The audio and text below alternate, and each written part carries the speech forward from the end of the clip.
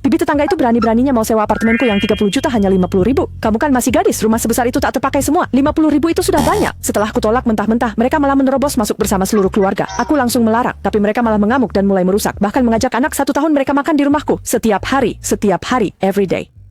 Sepulang kerja, grup pemilik muncul pesan. Pemilik 128, kata pengelola 129 juga rumah Anda, kan? Sewa 50 ribu ke saya, rumah saya tak muat, Anda takkan habis menempati. Ucapannya tak sopan, saya malas peduli, tapi dia tak menyerah. Tenang, saya takkan tinggal gratis.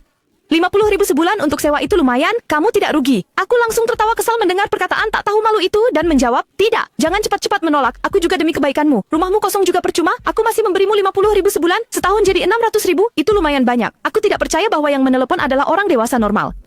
Kompleks tempat saya tinggal ini termasuk menengah ke atas di Jiangcheng. Dulu belinya mahal. Demi kemudahan orang tua juga beli apartemen besar persis di sebelah saya. Bisa datang menginap kapan saja, yaitu Sudu 209 yang disebut Yang Shulan. Saat hendak membalas di grup, ponselku menerima pesan dari manajer properti. Nona Shu itu penyewa unit sebelah. Dia memang sering bicara tanpa berpikir. Jangan hiraukan dia, tolak saja. Jangan sampai berkonflik. Nanti dia bikin ulah lagi di properti kami juga sulit. Mengingat hubungan baikku dengan properti, aku bersedia memberinya muka. Jadi dengan sabar, aku membalas Yang Shulan di grup.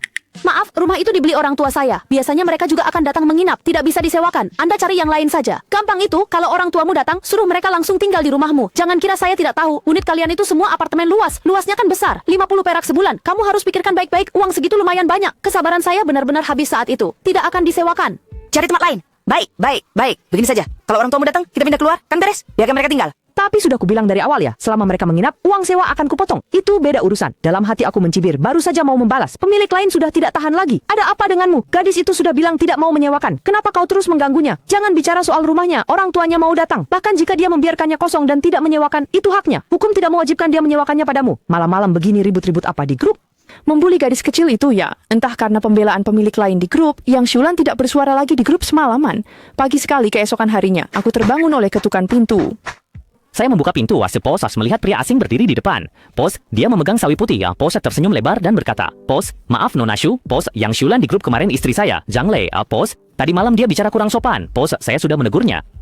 Ini sawi putih tanam sendiri dari desa kami. Coba ya. Oh ya, boleh saya masuk dan duduk? Ternyata suaminya yang memarahinya. Kata pepatah, tak pantas memukul orang yang tersenyum. Meski masih sedikit kesal, ia tetap menyingkir dan mempersilakannya masuk. Begitu duduk, Zhang Lei menggosok-gosok tangan dan berkata, Nona Shu, meskipun nada bicara istri saya semalam tidak pantas, tapi apa yang dikatakannya juga tidak salah.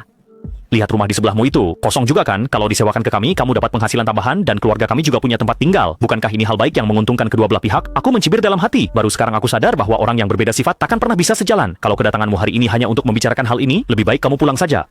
Kemarin saya sudah jelaskan di grup, rumah itu tidak saya sewa. Nona Shu, lihatlah, Anda masih muda. Anda tidak mengerti susahnya kami menanggung orang tua dan anak. Saya bekerja sendiri menafkahi keluarga. Tempat tinggal saya sekarang juga rumah kecil 1 kamar, dan itu juga sewa. Tidak mudah bagi saya merantau. Anak saya sudah besar dan harus sekolah di kota kalau saya tidak pindah ke yang lebih besar. Berhenti.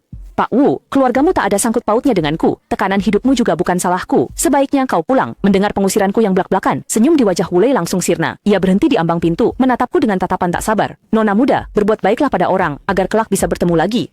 Aku pernah lihat kamu di kantor. Kita satu perusahaan. Aku seniormu. Nanti hati-hati. Semoga kamu bisa seberani ini juga di kerjaan. Tentu saja aku mengerti ancamannya. Tapi aku kan bekerja di perusahaan sendiri. Jadi wajar saja berani. Aku tak bicara. Langsung menuju meja kopi.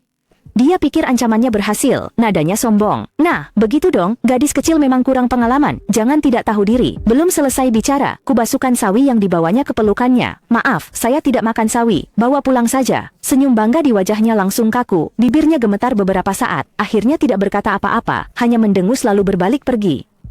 Begitu Wu Lei pergi, ponselku langsung berdering. Suamiku baru saja menemuimu kan? Cepat bereskan suduap cepat 9. Besok ibu mertua dan adikku akan datang dari desa membawa anak-anak. Oh ya, adikku itu pria yang sangat menarik. Nanti aku kenalkan dia padamu. Kita akan jadi keluarga. Pasti akan sangat ramai dan menyenangkan. Aku malas meladeninya lagi. Langsung keluar dari grup pemilik. Kupikir masalahnya sudah selesai. Besoknya kebetulan akhir pekan. Pagi-pagi setelah mengajak anjing jalan-jalan, aku bersiap pulang. Tapi begitu sampai di depan rumah, kulihat pintu apartemen Suro Tubal Sunilan di sebelah terbuka lebar.